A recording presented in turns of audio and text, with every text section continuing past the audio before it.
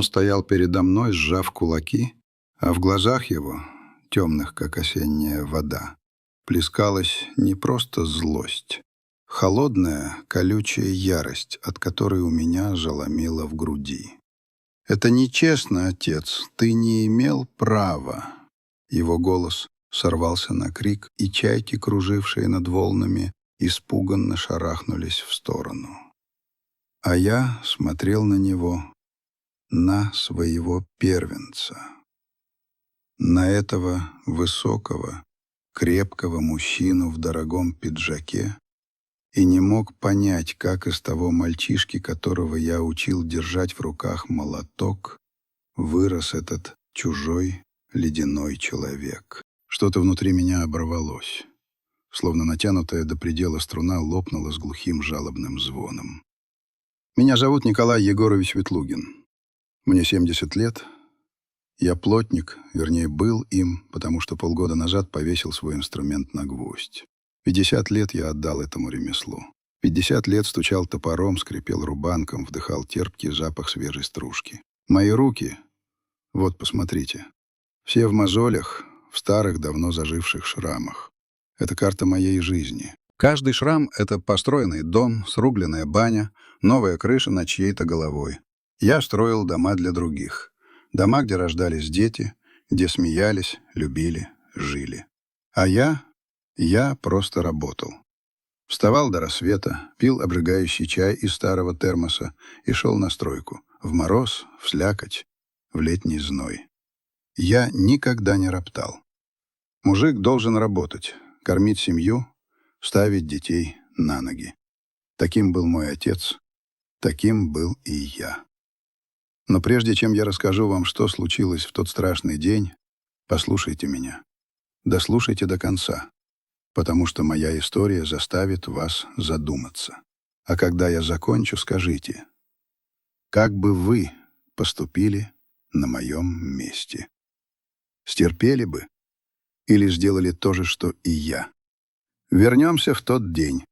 Я стоял на крыльце своего нового дома, а морской ветер трепал мои седые волосы. Я не мог поверить своим ушам. Эти жестокие слова из уст моего сына. Ярика, моего Ярослава, которого я носил на руках, которому выстругал первую деревянную саблю, ради которого брал любую подработку, чтобы он учился в лучшем институте.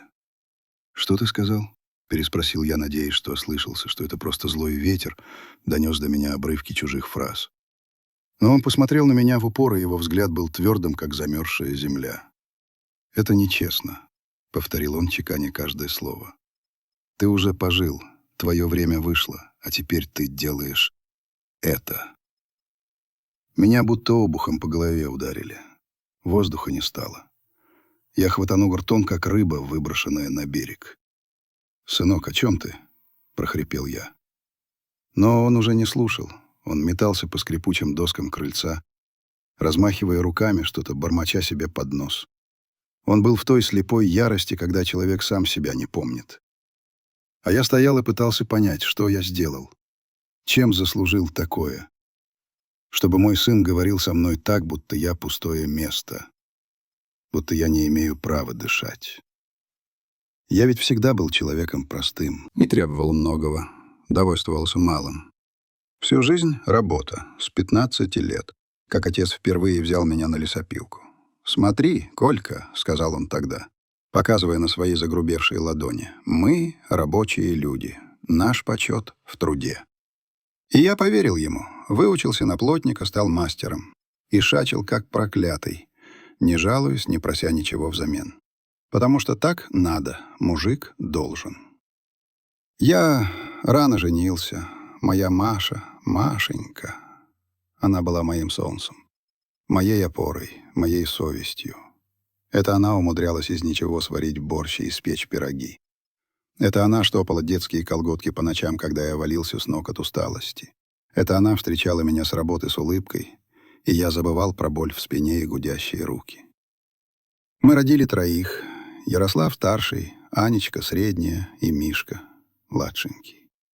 И я пахал на них на всех, без разбора. Отец должен отдать детям все. Все, даже если придется оставить на этом пути собственную жизнь. И я ее оставлял. Работал, чтобы они выучились, чтобы вышли в люди. И они вышли. Ярослав стал большим человеком.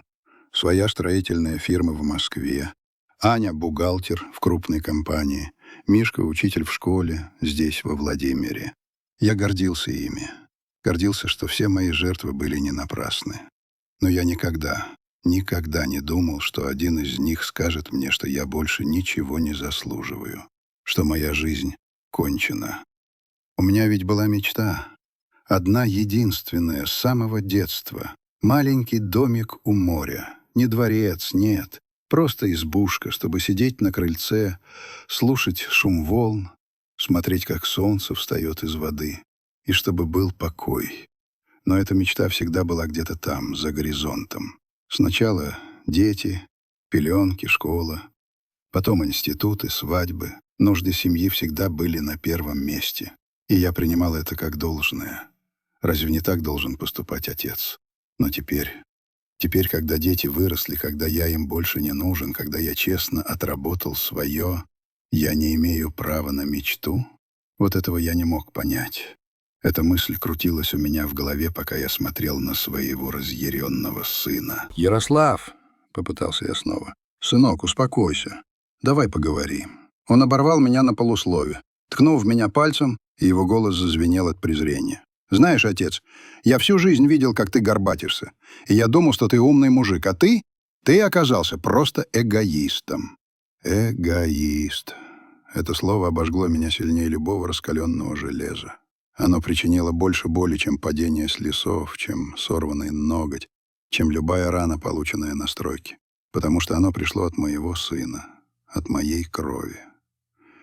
И в этот момент что-то во мне изменилось, что-то проснулось, что-то, что спало десятилетиями. Я всегда был человеком добрым, отходчивым, но есть черта, которую нельзя переходить. И мой сын только что пересек ее. Я глубоко вздохнул, посмотрел ему прямо в глаза и сказал то, чего никогда не думал, что скажу. «Ярослав, уходи из моего дома». Он замер. Его лицо вытянулось. «Что? Уходи из моего дома. Сейчас же. Ты меня выгоняешь?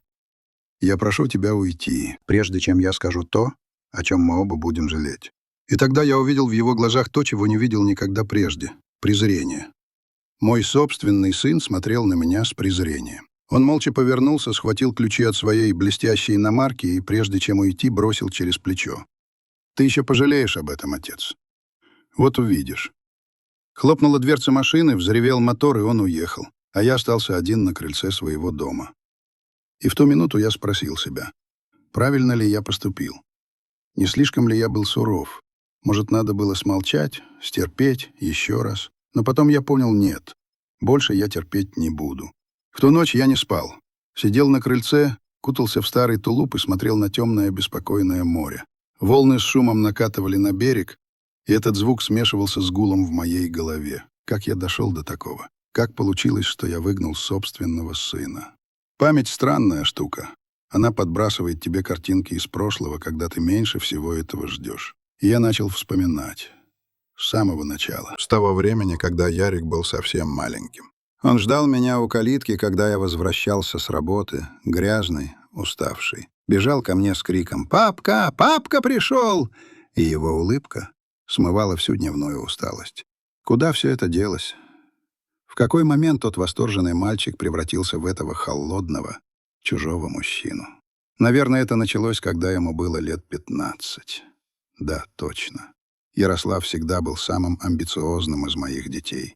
Ему всегда хотелось большего. Лучше одежду, круче велосипед. А я старался. Брался за халтуры по выходным, не досыпал, лишь бы у сына было то, чего не было у меня. Помню, как-то раз ему было лет 17, он пришел и сказал, что хочет в Москву, в строительный, в престижный, платный. Я тогда промолчал. Знал, что денег у нас таких нет, но я посмотрел ему в глаза и сказал: «Сынок, если ты хочешь, мы найдем способ». И мы нашли. Мы с Машей затянули пояса потуже, перестали покупать что-либо для себя. Я работал от зари до зари без выходных, потому что мой сын хотел учиться. И я должен был это обеспечить. Он отучился, получил диплом. Я плакал на его выпускном, плакал как ребенок, когда видел его в мантии с этим дипломом в руках. Все не зря.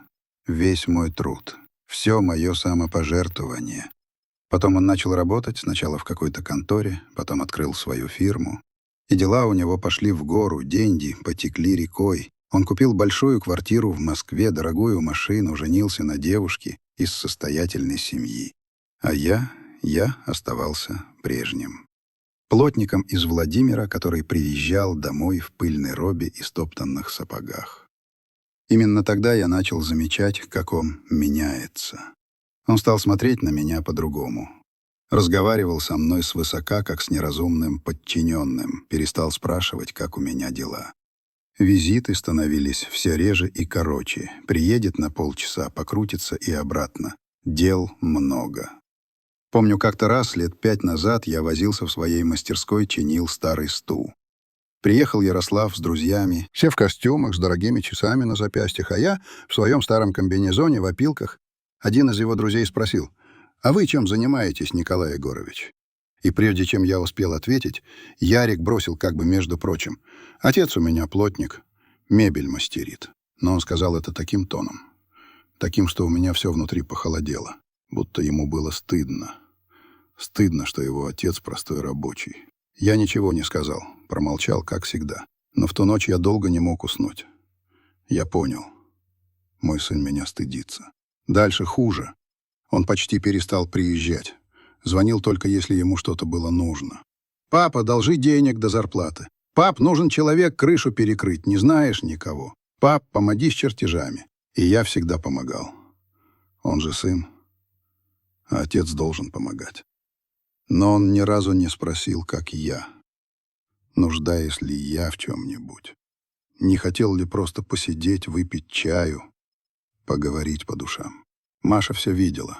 «Поговори с ним, Коля», — говорила она. «Скажи, что тебе больно». Но я не хотел. Боялся показаться старым ворчуном, который вечно всем недоволен. И я молчал, терпел. Но Маша была мудрее меня. Однажды она сказала мне то, что я никогда не забуду. «Коля, он смотрит на тебя, как на старого нищего отца, и он боится стать таким же». Эти слова ударили меня наотмашь, потому что это была правда. Мой сын видел во мне неудачника, человека, который всю жизнь проработал руками и ничего не добился. И самое страшное, я чувствовал себя виноватым. Виноватым, что не смог дать ему больше, что не стал кем-то значительным. Но тут Маша взяла мою руку, посмотрела мне в глаза и твердо сказала: «Николай, тебе нечего стыдиться. Ты честный труженик. Ты жизнь положил на своих детей. И если Ярослав этого не видит, то это его проблема, а не твоя». Я хотел ей верить, но это было трудно. Ведь каждый отец хочет, чтобы дети им гордились. Годы шли. Ярослав становился все богаче и успешнее, а я оставался тем же. И пропасть между нами росла с каждым днем. А потом заболела Маша. Началось с болей в груди, с одышки. Врачи сказали: сердце. Нужно беречься, принимать лекарства, никакого напряжения. И я почти перестал работать, сидел с ней дома, готовил, ухаживал. Она была моей жизнью, и я не мог позволить, чтобы с ней что-то случилось. Я позвонил детям. Сказал, что мать больна. Аня тут же примчалась из Москвы. Мишка приезжал каждый день после школы. Они были рядом. Помогали, поддерживали. А Ярослав сказал, что у него аврал на работе, что он приедет позже. Он прислал денег на лекарства, много денег, но он так и не приехал. Маша болела полгода. Полгода, которые я не отходил от ее постели. Полгода, в которые Аня и Мишка приезжали каждые выходные. А Ярослав, он приехал один раз, на 2 часа. Привез букет цветов, спросил, как она себя чувствует, и уехал, у него была важная сделка. Когда Маша умерла, он приехал на похороны, постоял у гроба, поплакал, обнял брата и сестру и уехал. Я остался один в пустом, холодном доме, без моей Маши. Аня и Мишка звонили каждый день. Заезжали, звали к себе. Пытались вытащить меня из этого оцепенения. А Ярослав, он снова исчез. Но что-то во мне уже сломалось. Что-то, что отвечало за терпение. Я больше не был готов все сносить. Молча. Прошло 3 месяца после похорон. 3 месяца, в которые я просыпался каждое утро с одним вопросом. Зачем? Зачем вставать? Зачем дышать? Зачем жить? Дом казался огромным и гулким. Каждый угол напоминал о ней. Кухня, где она варила свой утренний кофе, кресло, в котором она вязала, наша спальня. Все кричало о потере. Мишка приезжал каждые выходные. Заставлял меня выходить на улицу, гулять. «Пап, надо жить дальше», — говорил он. «Мама не хотела бы видеть тебя таким». Я знал, что он прав. Но когда теряешь человека, которого любил всю жизнь, не так-то просто встать и пойти дальше. Аня звонила каждый день из Москвы, звала к себе в гости. «Папа, тебе надо развеяться». А Ярослав, он не звонил, не приезжал, не спрашивал, как я. И мне было больно, очень больно. Однажды я не выдержал и позвонил ему сам. В трубке долго играла какая-то противная музыка. Наконец он ответил. Голос был деловой, на фоне шум офиса. «Пап, что случилось? Ты в порядке?» «Да, сынок, просто хотел услышать твой голос». Ну, я в порядке. Работы много. Тебе что-то нужно?» «Тебе что-то нужно?» Этот вопрос ударил как пощечина. Нет, мне ничего не было нужно. Мне нужен был сын. Сын, который бы спросил, как я себя чувствую. «Нет, сынок, ничего. Просто поговорить хотел». «Понятно. Пап, я сейчас на совещании. Давай я тебе позже перезвоню». Он не перезвонил. Никогда. Именно тогда я начал думать о ней. О нашей с Машей мечте. О домике у моря. И я спросил себя, а почему нет? Маши больше нет, но я-то есть. Мне 70. Я не знаю, сколько мне осталось, 10 лет, 5 или 1 год. Но я точно знал одно, я не хочу умереть, не исполнив эту мечту, не увидев хотя бы кусочек этого покоя, этого счастья. Я начал действовать. Сначала тайно, как вор. По вечерам, когда дом затихал и становился особенно невыносимым, я садился за старенький ноутбук, который мне когда-то подарил Мишка, и искал. Открывал сайты с объявлениями, вбивал в поисковик заветные слова «Дом у моря недорого», «Участок на побережье». Я смотрел на фотографии чужих домов, на синие просторы Балтики, на скалистые берега Крыма, на солнечные пляжи под Сочи. И в груди рождалось странное чувство, смесь тоски и надежды. Я нашел его случайно. Маленький домик в Приморске под Калининградом. 2 комнаты, кухонька и веранда, выходящая прямо к дюнам. Старенький, вросший в землю с облупившейся краской, но живой. На фотографиях он будто щурился на солнце, а за ним бескрайнее, серое, свинцовое море. Я почувствовал укол в сердце. Это был он. Место, где можно было обрести покой. Я позвонил по номеру, указанному в объявлении. Хозяин, такой же старик, как и я, говорил медленно, с усталостью в голосе. Рассказал, что дом строил еще его отец, что он сам провел там все детство, а теперь дети зовут его к себе, в город, и дом остается пустым. Он назвал цену, я прикинул. Моих сбережений, которые я копил всю жизнь, откладывая с каждой халтуры, с каждой премией, не хватало. Не хватало совсем немного. И тогда в голове родилась страшная, кощунственная мысль — продать дом. Наш дом во Владимире. Тот, что мы строили с Машей. Тот, где выросли наши дети. Я долго мучился, ходил из угла в угол по пустым комнатам, трогал стены, вглядывался в старые фотографии на комоде. Здесь первый шаг Мишки. Здесь Анечка с косичками идет в 1 класс. Здесь Ярик, гордый, с комсомольским значком. В этом доме была вся наша жизнь. Смех, слезы, ссоры, примирения. Но теперь в нем была только звенящая пустота и боль. Каждый предмет, каждый скрип половицы напоминал о Маше, и эта память душило меня. Я понял, что больше не могу здесь оставаться. Я тонул в этом доме, как в холодном темном омуте. И я решился. Я не сказал ничего детям. Знал, что начнутся вопросы, уговоры, споры. Аня будет плакать, Мишка переживать. А Ярослав? Ярослав скажет, что это непрактично, что я сошел с ума. А я не хотел ничего объяснять. Я был старым человеком, который в 70 лет впервые в жизни решил сделать что-то для себя. И это было мое право. Я дал объявление о продаже, пришел покупатель, молодая семья с 2 детьми. Они долго ходили по дому, и женщина сказала: «Как у вас тут уютно. Чувствуется, что здесь жила хорошая семья». Я едва сдержал слезы. Через 2 месяца сделка была совершена. У меня на руках была сумма, достаточная для покупки домика в Приморске и для того, чтобы спокойно прожить остаток лет. Я позвонил хозяину домика, внес залог, и скоро я держал в руках ключи. Новые, блестящие ключи от моей новой жизни. Я плакал, когда получил их. Плакал так, как не плакал со дня смерти Маши.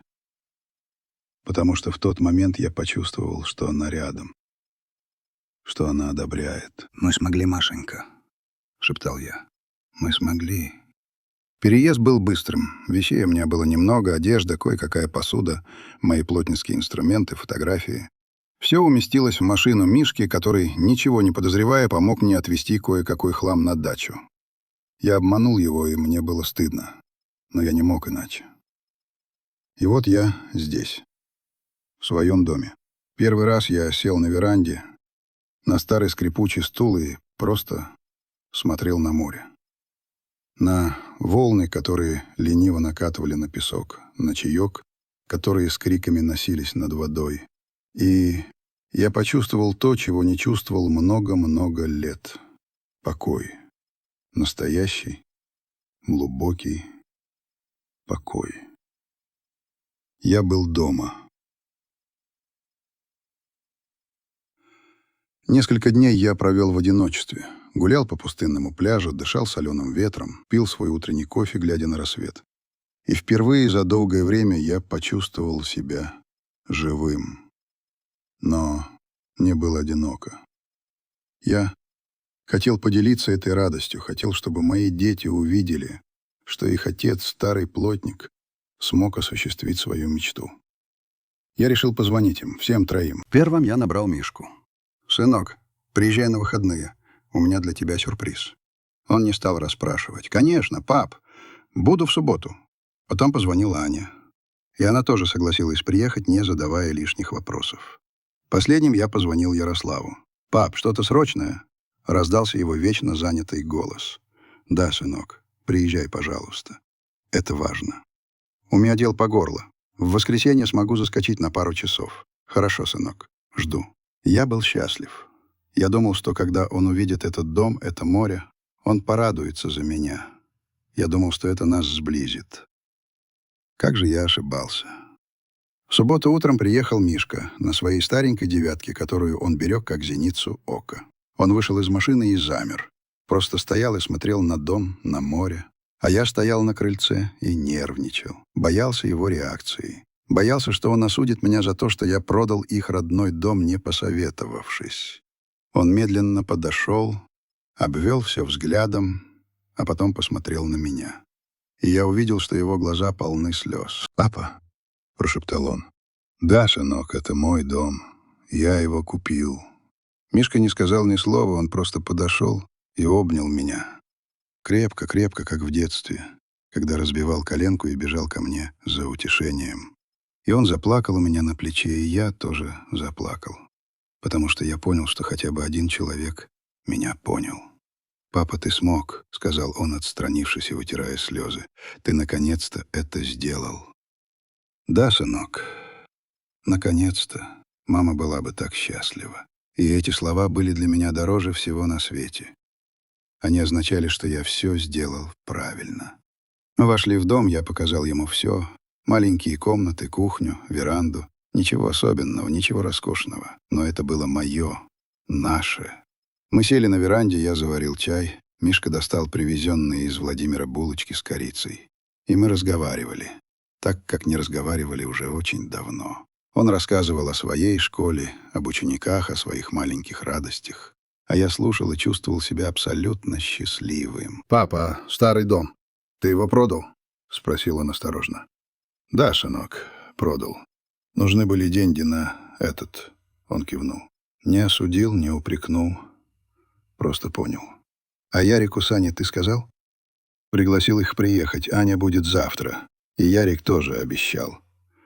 Мишка замолчал, и я увидел тень беспокойства на его лице.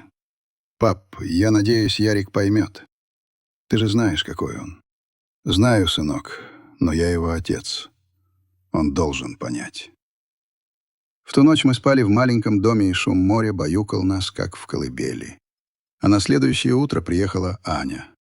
Моя девочка, хотя ей было уже за 40, для меня она всегда оставалась моей маленькой дочкой. Она приехала на своей машине из самой Москвы, 6 часов за рулем. Но она приехала. Она вышла из машины, сняла темные очки и ахнула, увидев дом и море. «Папа, это...» «Да, дочка, это мой дом. Я его купил». Она подбежала ко мне и крепко обняла. «Я не верю, папа. Просто не верю. Верь, дочка. Это все правда». Она прошла по дому, прикасаясь к стенам, заглядывая в каждый угол. А потом вышла на веранду, села на стул и заплакала. «Что ты, дочка, почему ты плачешь?» Я так горжусь тобой, папа. Ты всю жизнь жил для нас. И вот, наконец, у тебя есть что-то для себя». Из дома вышел Мишка. Увидел плачущую сестру, сел рядом, обнял ее за плечи. И я смотрел на них, на своих детей, и мое сердце наполнялось теплом. Я все сделал правильно. Я это заслужил. Я приготовил обед. Простые рыбацкие щи, жареную картошку. Мы сидели на веранде, ели, смеялись, вспоминали детство. И Аня спросила то же, что и Мишка. «А старый дом, папа?» «Продала дочка, чтобы купить этот». Она кивнула. «Ты правильно сделал, папа. Тот дом — это были просто стены. А память, она вот здесь». Она прижала руку к сердцу. «Внутри. Моя мудрая девочка. Мы провели чудесный день. Втроем. Наслаждаясь покоем, морем, друг другом. Но не хватало одного — Ярослава. Аня и Мишка остались ночевать. А на следующий день, воскресенье, после обеда приехал он. Я увидел, как к дому подъезжает его огромный черный джип. Блестящий, дорогой, чужой в этом простом, диком месте. Он вышел из машины, в темных очках, в модной рубашке, в дорогих ботинках, и пошел к дому с таким видом, будто он делает мне великое одолжение. Мишка и Аня вышли его встречать.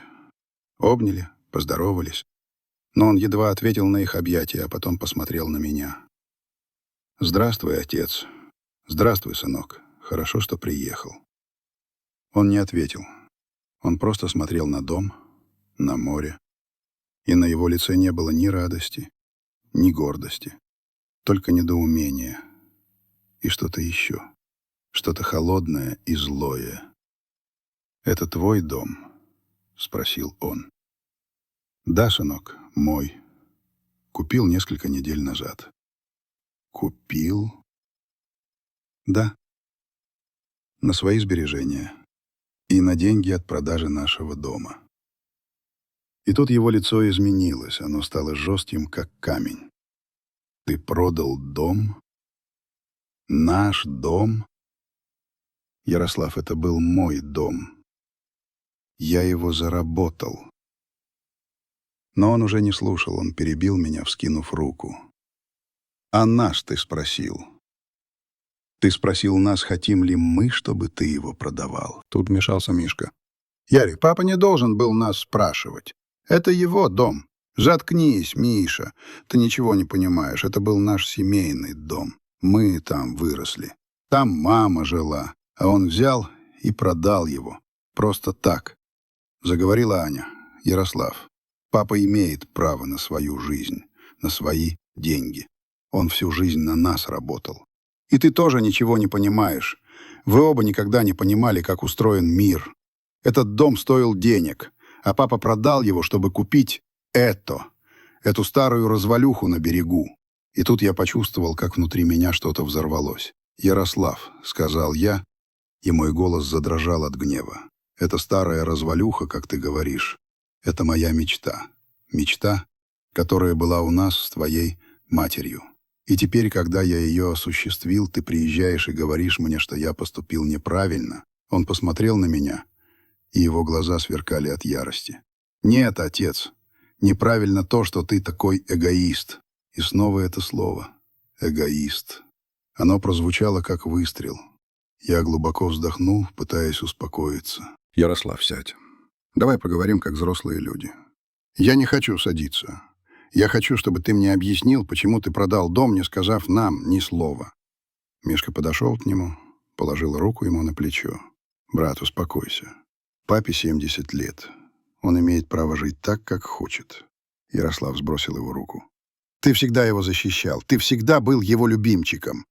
«Любимчиком?» Мишка посмотрел на него с недоумением. «Ярик, о чем ты говоришь?»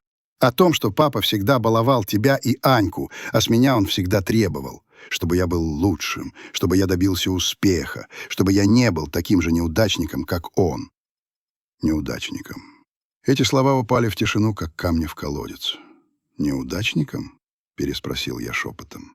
«Ты считаешь меня неудачником?» Ярослав на мгновение запнулся. В его глазах промелькнуло что-то похожее на сожаление. Но только на мгновение. А потом снова вернулась ярость. «Я не это хотел сказать, отец. Но я не понимаю, ты всю жизнь был ответственным человеком. Думал о семье. А теперь ты продаешь дом, покупаешь это, не думая о нас». «Не думая о вас?» — вмешалась Аня, и ее голос звенел от негодования. «А ты, Ярослав, когда думал об отце? Где ты был, когда мама болела? Где ты был, когда она умерла? Где ты был, когда отец остался один в этом пустом доме?» Вот тогда-то все и началось. Он стоял передо мной, сжав кулаки, а в глазах его, темных, как осенняя вода, плескалась не просто злость, холодная, колючая ярость, от которой у меня заломило в груди. «Это нечестно, отец. Ты не имел права». Его голос сорвался на крик, и чайки, кружившие над волнами, испуганно шарахнулись в сторону. А я смотрел на него, на своего первенца, на этого высокого, крепкого мужчину в дорогом пиджаке, и не мог понять, как из того мальчишки, которого я учил держать в руках молоток, вырос этот чужой, ледяной человек. Ярость схлынула так же внезапно, как и нахлынула, оставив после себя звенящую пустоту и холод. Я смотрел на них троих, на своих детей. Мишка, бледный, сжавший губы, готовый в любой момент броситься между мной и братом. Аня, с глазами полными слез и негодования, прижавшая руки к груди. И Ярослав, мой первенец. Его лицо исказило гримаса, в которой смешались гнев, обида и что-то еще, чего я не мог разобрать. Что-то детское, потерянное. В этот момент я понял. Он не был злым. Он был несчастным. Этот успешный, богатый человек, владелец строительной фирмы, был глубоко несчастным мальчишкой, который всю жизнь пытался что-то доказать. Мне, себе, всему миру. Он гнался за успехом, за деньгами, за признанием, думая, что в этом и есть счастье. А когда он увидел меня, старого, но обретшего покой в этой простой избушке у моря, его мир рухнул, потому что мой поступок обесценил все, к чему он стремился. Я показал ему, что счастье не в деньгах, не в статусе, а в чем-то другом. В чем-то, чего он так и не смог достичь. Но тогда, в тот момент, я не думал об этом. Я чувствовал только боль и унижение, и ярость, которая снова начала подниматься из глубины души. Ярость старого волка, которого загнали в угол. «Уходи», — сказал я тихо, но твердо. «Уходи из моего дома». Он вздрогнул. «Что? Ты слышал? Уходи. Ты меня выгоняешь?» В его голосе прозвучало недоверие. «Я прошу тебя уйти, прежде чем я скажу то, о чем мы оба будем жалеть». Он смотрел на меня несколько секунд, и в его глазах я увидел презрение. Мой собственный сын смотрел на меня с презрением. Он молча развернулся, прошел мимо оцепеневших брата и сестры, сел в свою огромную машину и, взревев мотором, сорвался с места, подняв тучу пыли. Мы остались втроем. Тишина давила на уши. Только море шумело, будто ничего не случилось. Аня подошла ко мне, обняла. «Папочка, не переживай, он остынет, он все поймет». Мишка тоже подошел, положил руку мне на плечо. «Пап, ты все правильно сделал». Но я не был в этом уверен. Я выгнал собственного сына. Разве так поступают отцы? Я чувствовал себя опустошенным, раздавленным. Я вошел в свою комнату, лег на кровать и уставился в потолок. Аня и Мишка уехали на следующий день. Они не хотели оставлять меня одного, но у них была своя жизнь, своя работа. Но попрощались на крыльце, и я долго смотрел им вслед, пока их машины не скрылись за поворотом. И я снова остался один. Дни потекли медленно, как густой кисель. Я бродил по пляжу, собирал выброшенные морем коряги, похожие на диковинных зверей. Я сидел на веранде, курил и смотрел на корабли на горизонте. Я пытался работать. Починил рассохшуюся дверь. Смастерил новую лавку. Но работа не приносила радости. Руки делали, а душа молчала. Я все время думал о Ярославе. Я прокручивал в голове наш разговор, каждое его слово, каждый взгляд. Я пытался понять, где я ошибся. Когда я упустил его. Может, я и вправду был слишком требователен. Может, я и вправду сломал в нем что-то своей отцовской любовью, которая больше походила на тиски. Я вспоминал его детство. Он всегда был лидером. Во дворе, в школе. Он всегда хотел быть первым. И я поощрял это. Я гордился им. Я думал, что воспитываю сильного, целеустремленного мужчину. А воспитал кого? Человека, для которого деньги стали мерилом всего. Человека, который стыдится своего отца-плотника. Я вспоминал, как он приезжал к нам во Владимир из Москвы. Сначала часто. Привозил подарки, рассказывал о своих успехах. Мы с Машей гордились им, а потом все реже. Разговоры становились короче, подарки дороже. Он будто откупался от нас. Он приезжал не к родителям, а в прошлое, которое ему было уже не нужно, но которое он еще не решался окончательно вычеркнуть. А потом он и вовсе перестал приезжать. Только звонки. Короткие, деловые. «Пап, привет, как вы? Все нормально? Ну, я побежал, дел много». И все. Когда заболела Маша, я думал, он опомнится. Я думал, что перед лицом такой беды все наносное, все пустое отойдет на второй план. Но я ошибся. Он прислал денег. Много денег.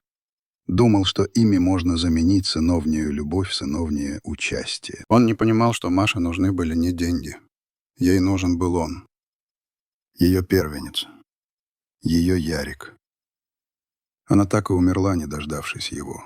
Она лежала на подушках, худая, бледная, и все смотрела на дверь. «Может, Ярик сегодня приедет?» — спрашивала она шепотом. А я врал. Врал, что он занят, что у него важный проект, что он обязательно приедет завтра. А завтра не наступало. После ее смерти я остался один. И тишина в доме стала невыносимой. Она давила, душила, сводила с ума. И тогда я понял, что должен уехать. Уехать, чтобы спастись, чтобы не сойти с ума от горя и одиночества. И вот я здесь, в своем доме у моря, в своей мечте. Но я не чувствовал себя счастливым, потому что моя мечта была отравлена. Отравлена ссорой с сыном, его жестокими словами, его презрительным взглядом. Прошел месяц, два. Я привык к одиночеству. Я научился жить с этой болью. Я перестал ждать звонка. Я понял, что он не позвонит. Он слишком горд. А я тоже был слишком горд, чтобы позвонить первым. Иногда мне звонили Аня и Мишка. Они рассказывали о своих делах, спрашивали о моем здоровье. Но о Ярославе мы не говорили. Это была запретная тема. Больная кровоточащая рана. Однажды вечером позвонила Аня. Голос у нее был встревоженный. «Папа, я не знаю, как тебе сказать. Что случилось, дочка, не пугай меня. Это с Яриком. У меня все внутри похолодело. Что с ним? Он жив? Жив, папа, успокойся. Просто у него большие проблемы». И она рассказала.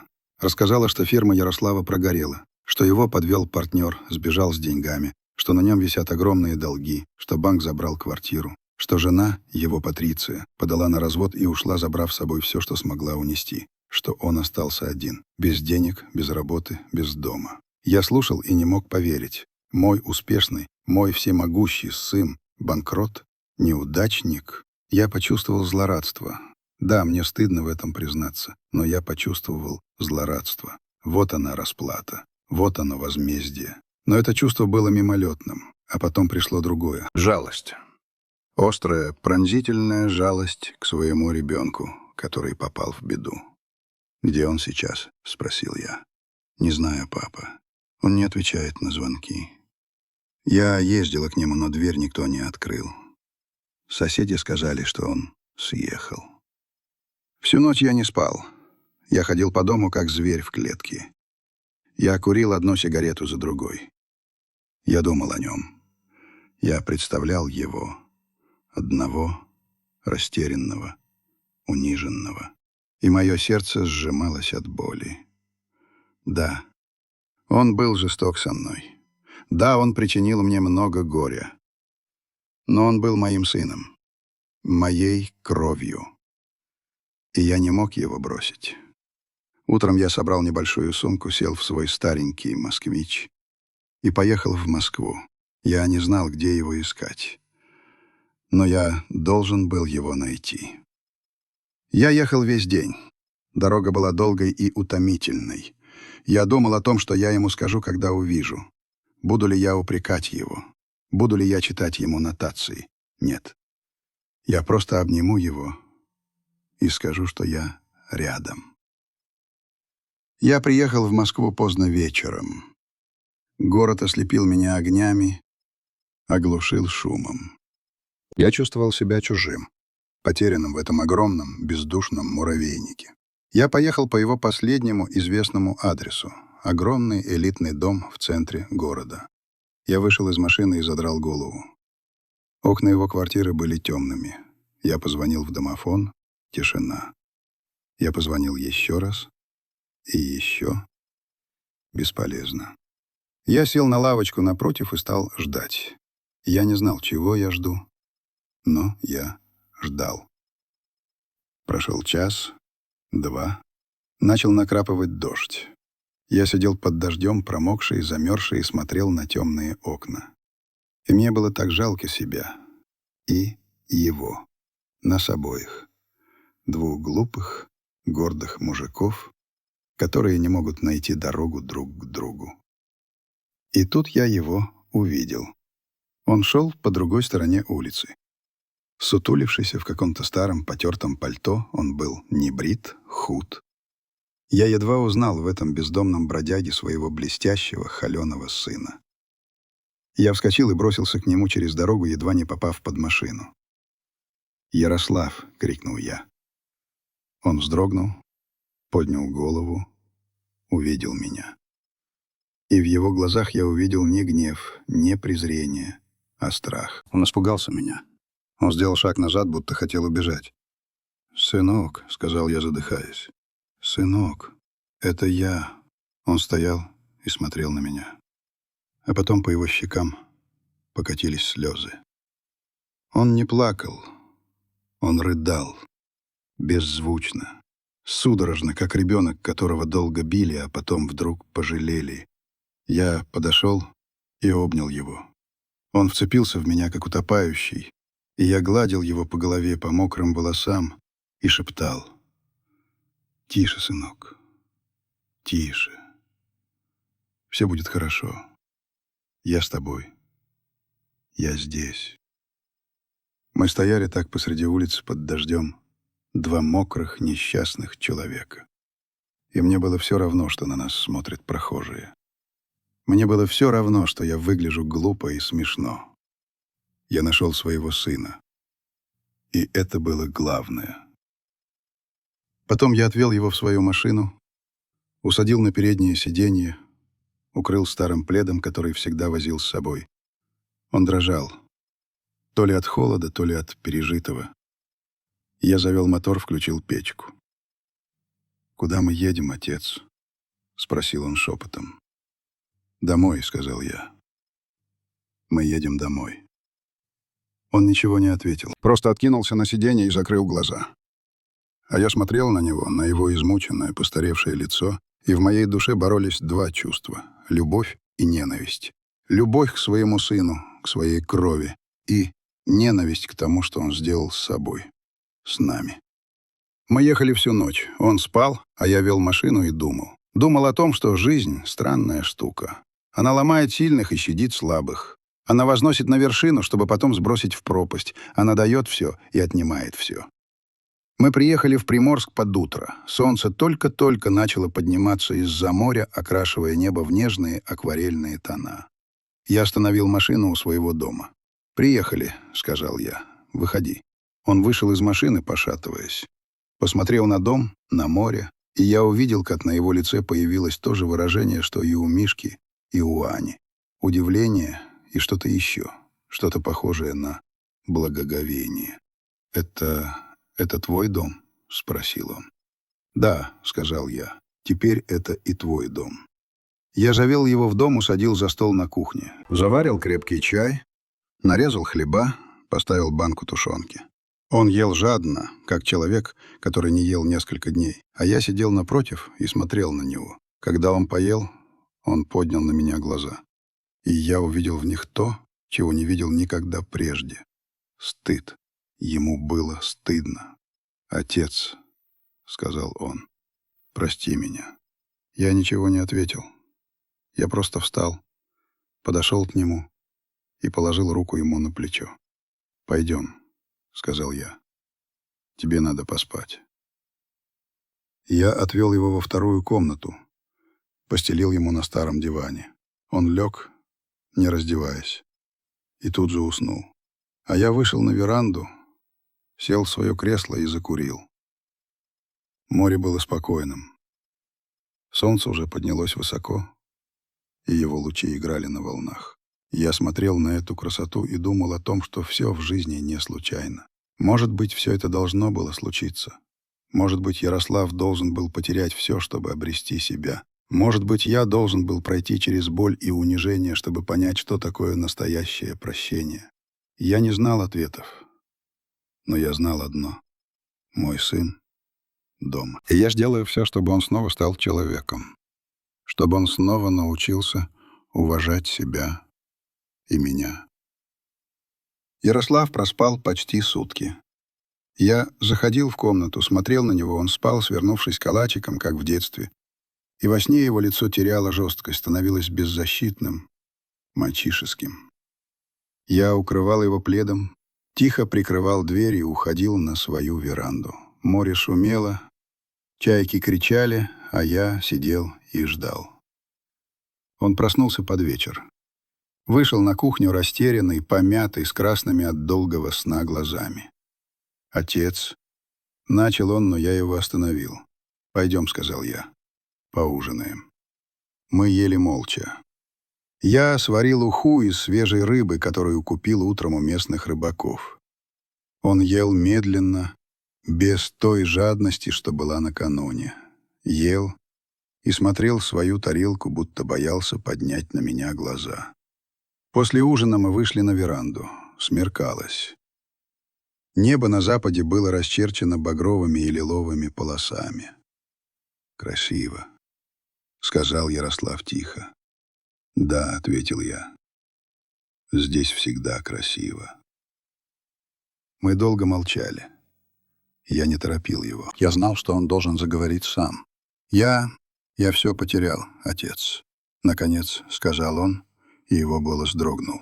«Все. Фирму, квартиру, жену. У меня ничего не осталось». «У тебя остался я», — сказал я, — «и брат с сестрой». Он горько усмехнулся. «После того, что я тебе наговорил, после того, как я себя вел, я не заслуживаю этого». «Может, и не заслуживаешь», — согласился я, — «но ты мой сын. А отцы не выбирают, заслуживают их дети прощения или нет. Они просто прощают».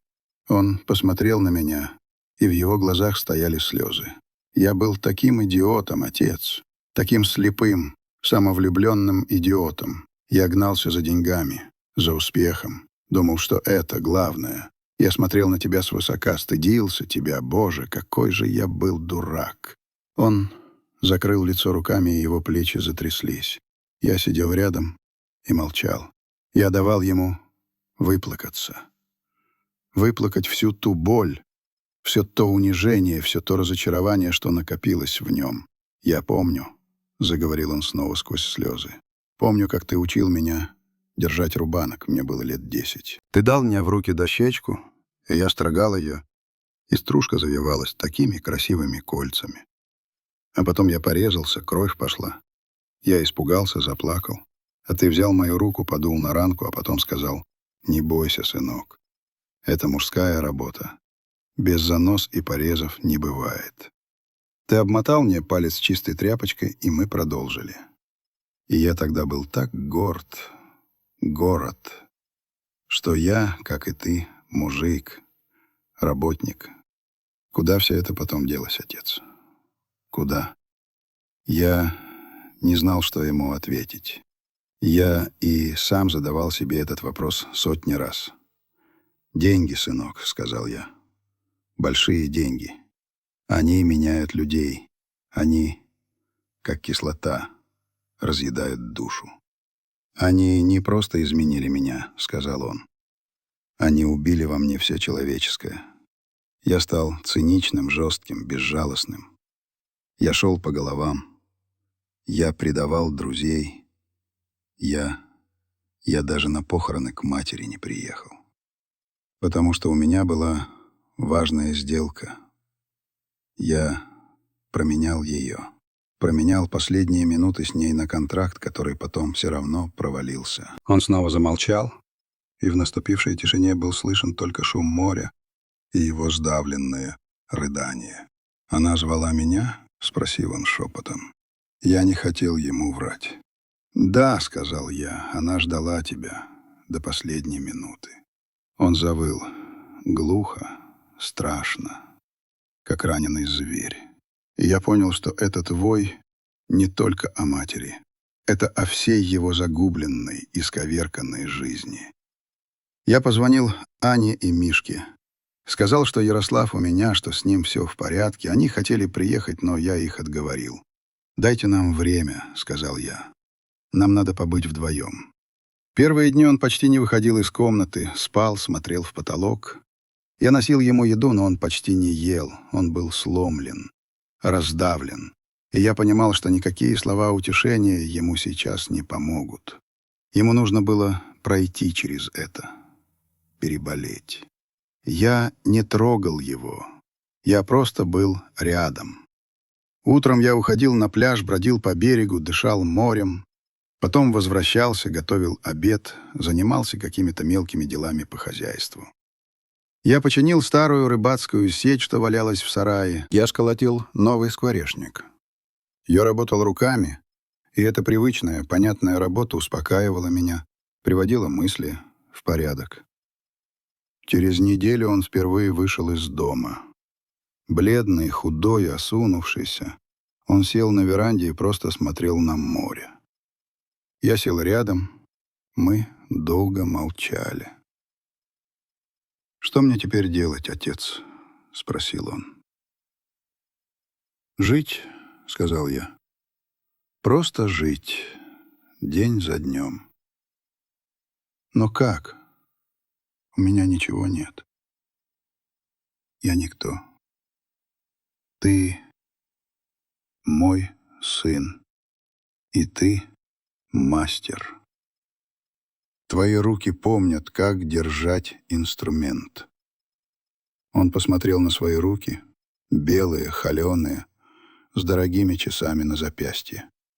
Руки человека, который давно забыл, что такое физический труд.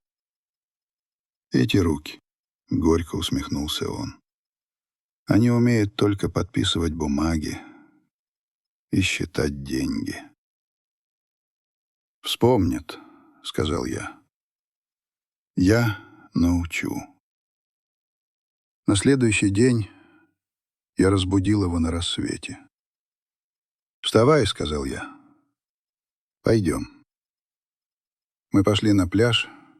Там у самой воды лежала старая лодка, выброшенная штормом, дырявая, с обломанными бортами.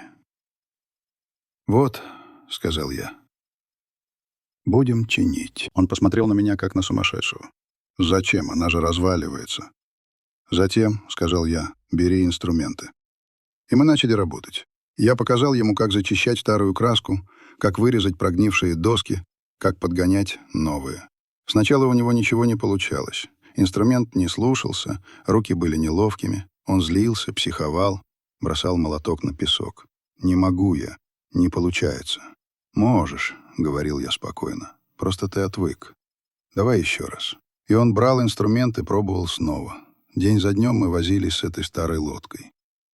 Мы работали молча, и в этом молчании, в этом совместном труде было больше смысла, чем во всех словах, что мы могли бы сказать друг другу. Я видел, как он меняется.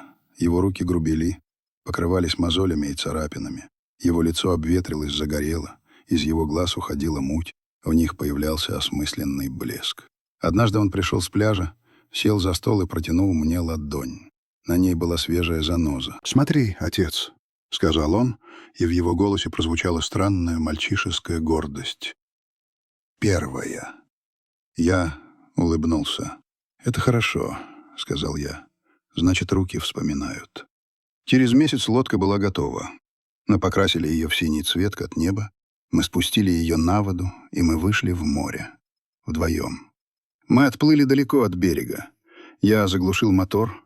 Мы сидели в лодке, и вокруг была только вода и небо. «Спасибо, отец», — сказал Ярослав. «За что?» «За все. За то, что не отвернулся. За то, что вытащил меня. За эту лодку». «Я ничего не делал», — сказал я. «Ты все сделал сам». «Нет», — возразил он. «Без тебя я бы не смог. Я бы сгнил где-нибудь в московской подворотне». Он посмотрел на меня, и в его глазах больше не было ни стыда, ни страха, только благодарность и любовь. «Я люблю тебя, отец», — сказал он. И я понял, что ждал этих слов всю свою жизнь. «И я тебя люблю, сынок», — ответил я. В тот день что-то изменилось. Мы вернулись на берег другими людьми. Мы заново нашли друг друга. Ярослав прожил у меня еще полгода. Мы много работали. Починили крышу, перестелили полы в доме, построили новую баню. Он работал с азартом, с удовольствием. Он будто заново открывал для себя радость простого, честного труда. По вечерам мы сидели на веранде и разговаривали. Он рассказывал мне о своей жизни в Москве, о взлетах и падениях, о предательстве и разочаровании. Я слушал и понимал, какую страшную цену он заплатил за свой успех. А я рассказывал ему о своей жизни. О молодости, о работе, о Маше, о том, как мы мечтали об этом домике у моря. И он слушал, и я видел, что он понимает меня. Однажды он сказал: «Отец, я хочу вернуться. Не в Москву. Во Владимир». «Зачем?» — спросил я. «Хочу начать все сначала, с нуля. Хочу открыть свою маленькую мастерскую, как у тебя». Я посмотрел на него, на его сильные рабочие руки, на его ясные и спокойные глаза, и я поверил ему. Я дал ему денег, немного, то, что осталось от продажи дома. «Возьми», — сказал я. «Это на первое время». Он не хотел брать. «Я не могу, отец. Я тебе и так всем обязан». «Бери», — настоял я. «Считай, что это не подарок, а долг. Отдашь, когда на ноги встанешь». Он уехал через неделю. Я провожал его на вокзале. Мы обнялись на прощание. «Звони», — сказал я. «Не пропадай». «Буду звонить, отец», — пообещал он. «Каждую неделю». И он сдержал свое слово. Он звонил каждую неделю. Рассказывал, как у него дела. Как он нашел помещение для мастерской.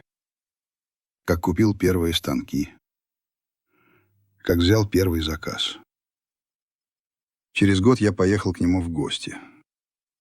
Он встретил меня на вокзале.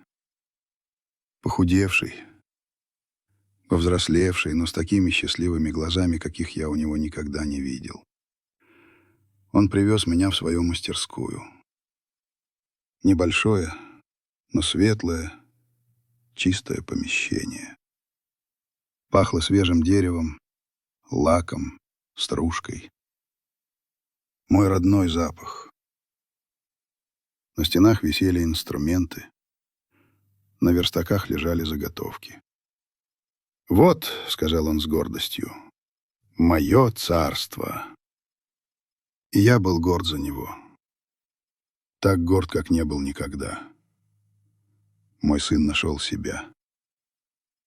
Он вернулся. В тот вечер мы сидели у него в маленькой съемной квартире, пили чай и разговаривали. И я понял, что все было не зря. Моя жизнь, мои труды, мои страдания. Все было не зря. Я вернулся в свой дом у моря, и теперь я был по-настоящему счастлив. Моя душа была на месте. Прошло еще 2 года. Ярослав поставил свою мастерскую на ноги. У него появились постоянные клиенты, хорошая репутация. Он делал красивую, добротную мебель. Он работал не ради денег, а ради удовольствия. И люди это ценили. Он познакомился с женщиной, простой, доброй, не похожей на его бывшую жену. Она работала медсестрой в больнице. У нее была дочка от первого брака. Они поженились. И я видел, что он счастлив с ней. Аня и Мишка тоже наладили с ним отношения. Не сразу. Были трудные разговоры, были слезы, были обиды, но они смогли его простить. Потому что они — одна семья. Теперь они все приезжают ко мне в гости, все вместе. Аня со своим мужем, Мишка с женой и маленьким сыном, Ярослав со своей новой семьей. Мой маленький домик наполняется шумом, смехом, детскими голосами. Мы сидим на веранде, пьем чай, смотрим на море. И я чувствую себя самым богатым человеком на свете. Иногда, когда мы остаемся с Ярославом вдвоем, он говорит: «Спасибо, отец, за то, что не сдался, за то, что поверил в меня». А я отвечаю: «Семья, сынок, это главное.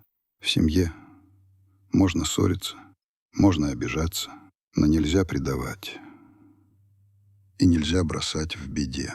И я думаю, что это главный урок, который я усвоил за свою долгую трудную жизнь. Прощать не значит быть слабым. Любить не значит все терпеть. Можно быть хорошим отцом, но при этом требовать уважения к себе. Можно ставить границы. И нужно. Я мог бы смолчать тогда. Мог бы стерпеть унижение, лишь бы не потерять сына. Но чему бы я его тогда научил? Что можно безнаказанно оскорблять близких? Что можно презирать тех, кто дал тебе жизнь? Нет. Я научил его другому. Я научил его, что у каждого поступка есть последствия, что уважение нужно заслужить, что отцовская любовь не безусловна, когда речь идет об унижении. Но она безусловна, тогда речь идет о прощении и о помощи. И он это понял. Понял самым трудным, самым жестоким способом, потеряв все и начав с нуля. Сейчас ему 45, он уважаемый мастер, хороший муж и отец. Он не гонится за богатством, он просто живет. Честно, достойно, и я им горжусь. А я сижу на своей веранде, в своем доме, который я купил 70 лет, мне 72. Я смотрю на море, слушаю крики чаек, жду в гости своих детей и внуков. И я знаю, что прожил свою жизнь не зря. Я построил много домов, но самый главный дом, который я построил, это моя семья. Семья, которую я чуть не потерял, но которую смог собрать заново. Из обломков, из обид, из слез. Но я ее собрал. И теперь она крепче, чем любой гранит. Я часто вспоминаю тот день, когда я выгнал Ярослава. Вспоминаю его искаженное гневом лицо, свои дрожащие руки, гул в ушах. И каждый раз я спрашиваю себя, а мог ли я поступить иначе? Мог смолчать, стерпеть, проглотить обиду, как делал это всю жизнь. И что бы было тогда? Мы бы сохранили видимость семьи. Он бы изредка звонил, присылал бы деньги на праздники, а я бы сидел в своем домике у моря, в своей выстраданной мечте, и чувствовал бы себя униженным, раздавленным стариком. И он, мой сын, продолжал бы катиться по своей блестящей, но гнилой дороге, не понимая, что летит в пропасть. Нет, я все сделал правильно. Иногда, чтобы спасти человека, его нужно толкнуть, чтобы он упал, больно ударился, а потом нашел в себе силы подняться. Я толкнул его, и он поднялся. Прошло еще несколько лет. Мне уже 75. Я стал медленнее, неповоротливее. Все чаще болит спина, ноют старые раны. Но я счастлив. По-настоящему глубоко счастлив. Мой дом у моря стал настоящим родовым гнездом. Летом здесь всегда шумно и людно, приезжают все. Аня с мужем и дочкой, моей взрослой умной внучкой, которая уже учится в университете, Мишка с женой и 2 сорванцами-сыновьями, которые обожают деда и море. И Ярик. Он приезжает со своей Леной и ее дочкой, которую он любит как родную. Мы сидим на веранде, пьем чай из старого самовара, который я привез еще из Владимира. Внуки носятся по пляжу, строят замки из песка. Мужчины, Мишка и Ярослав, спорят о чем-то своем, о футболе или о политике. А мы с Аней и Леной смотрим на них и улыбаемся. И в эти минуты я понимаю, что вот оно, счастье. Простое, человеческое, земное. Ярослав сильно изменился. Он больше не носит дорогих костюмов и не смотрит на людей свысока. Он простой, скромный труженик, который знает цену каждой копейки. Его мастерская пользуется уважением во Владимире. Он делает мебель на заказ добротную, крепкую, с душой. Он не стал богачом, но он стал счастливым человеком. Он нашел свое место в жизни. И он нашел себя. Иногда, когда мы остаемся с ним вдвоем, мы выходим в море на той самой лодке, которую когда-то вместе чинили. Мы забрасываем удочки и молчим, глядя на поплавки. И в этом молчании все. И прощение, и любовь, и понимание. «Знаешь, отец, — сказал он мне как-то раз, — я иногда думаю, а что, если бы я тогда не прогорел? Что, если бы все шло по-старому? Я был бы сейчас кем? Богатым, успешным, но пустым, несчастным человеком. С женой, которая меня не любит, с друзьями, которым нужны только мои деньги. И с тобой. Мы бы так и остались чужими. Так что, может, и хорошо, что все так случилось, что жизнь дала мне такой пинок. «Жизнь — мудрая штука, сынок», — ответил я. Она всегда знает, что делает. Недавно у меня был юбилей. 75 лет. Собралась вся семья, было шумно, весело. Говорили тосты, дарили подарки. А потом встал Ярослав. Он подошел ко мне, обнял и протянул мне небольшой деревянный ящик. «Это тебе, отец», — сказал он. Я открыл ящик. Внутри на бархатной подкладке лежал маленький, искусно вырезанный из дерева домик. Точная копия моего дома у моря. С верандой, с трубой, даже с крошечным скворечником на стене. «Я сделал его сам», — сказал Ярослав. «Всю зиму делал. Хотел, чтобы у тебя осталась память о твоей мечте и о том, что ты научил меня главному». «Чему же я тебя научил?» — спросил я, с трудом сдерживая слезы. «Тому, что самый крепкий дом — это не тот, что построен из бревен и досок, а тот, что построен на любви, прощении и уважении. Наш дом, наша семья». Я смотрел на этот маленький домик, на своих детей, на своих внуков. И я думал о том, что жизнь моя, в общем-то, удалась. Я не стал большим начальником, не заработал миллионов, я был простым плотником. Но я вырастил хороших детей. Я дождался внуков, я осуществил свою мечту. И я смог сохранить самое главное — свою семью и свое достоинство. Я часто сижу на своей веранде, держу в руках этот маленький деревянный домик и смотрю на море. Оно всегда разное. То спокойное, ласковое, то грозное, штормовое, как и жизнь. И я думаю о том, что я не боюсь больше никаких штормов. Потому что у меня есть моя тихая гавань. Мой дом. Моя семья. А вам, тем, кто дослушал мою историю до конца, я хочу сказать одно. Не бойтесь мечтать.